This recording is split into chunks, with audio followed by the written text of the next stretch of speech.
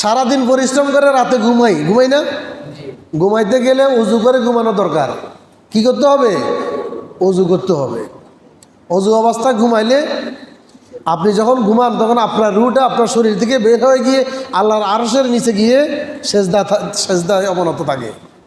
তা আপনার যদি অজু না থাকে তাহলে বিনা অজুতে সেজদা দিলে কাজ হবে? এই জন্য অজু করে ঘুমাইবেন। অজু করে ঘুমাইলে আপনার রুহটা গিয়ে আল্লাহর আরশে আজিমের নিচে গিয়ে সেজদা দিবে। লাভ না ক্ষতি? লাভ। এরপরে বিছানায় ঘুমানোর সময় আমরা কি বলি? দোয়া পড়ি না একটা? দোয়াটা কে পারেন বলেন তো?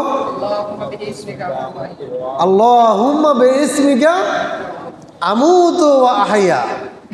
এই ঘুমটা কারো কারোর জন্য জীবনের শেষ ঘুম হয়ে যায়।